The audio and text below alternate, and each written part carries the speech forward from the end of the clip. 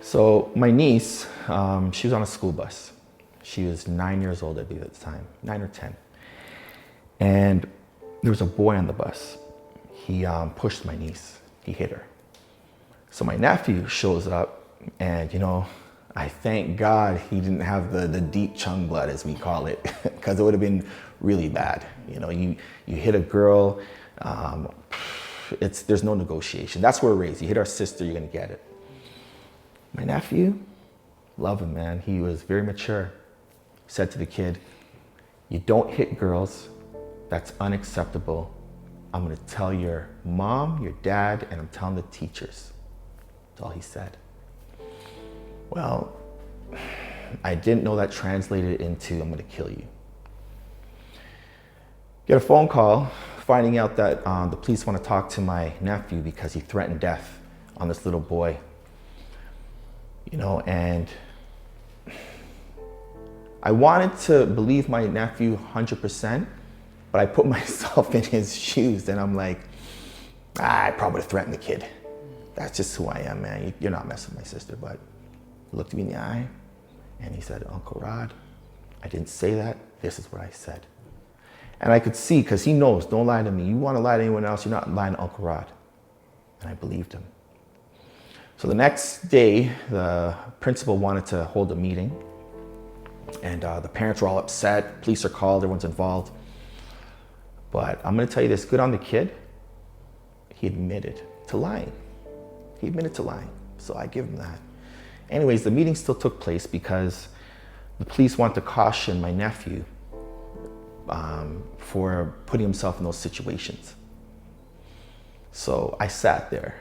I just said, so let me get this straight. Kid just admitted to lying. And you want to caution my nephew? Well, it could have went anyway. He should have just not got involved. He should have just told, someone else, an adult, or, And I said, well, I'm actually very proud of my nephew for the way he handled that situation. But it didn't stop there. This officer wanted to get my nephew's information so he could put in the report to sign it off. And I said, what report? There's no need for a report. I don't want my nephew's name in the report as a suspect in a threatening death and it was a misunderstanding. We don't have to do that. If anything, write a report on the kid who made these false allegations. Oh, wait a second here. He's only 9 or 10. But my nephew was a teen at the time. Write his name in there.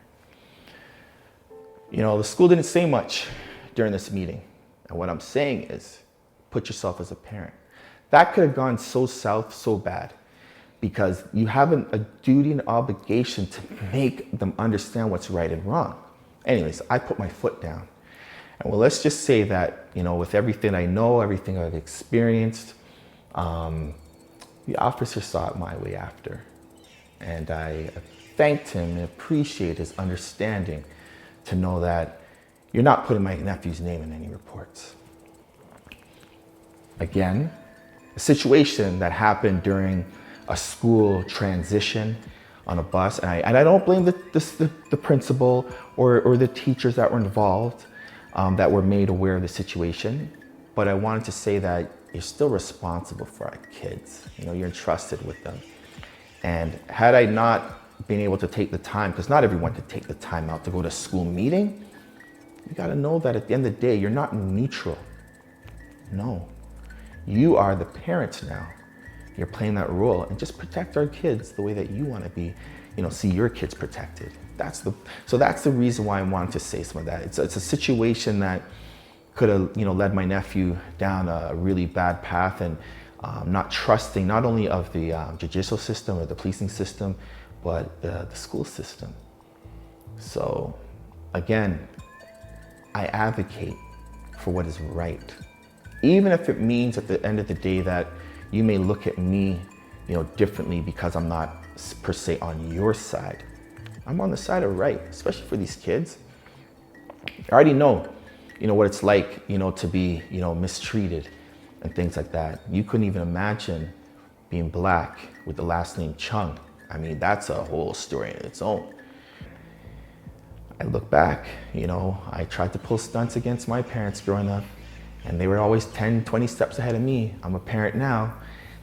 I know what's going on with my kids in their world, but the difference is I stay with the times, evolve. And that's the most important thing with our school system.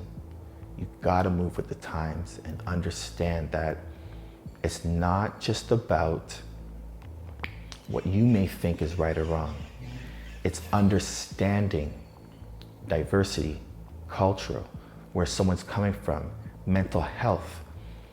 All those things play a big factor. And if you're not doing things or equipping our teachers with the right resources, and again, I'm not badgering teachers. Teachers have the toughest job out there. They need to be equipped with the right resources and the right knowledge in order to prevent and stop this whole, pipeline from even happening. Because once they get there, it's too late. It's too late. Because if you don't have people that are open-minded and understanding for someone that's even touched the prison system, that's it for them.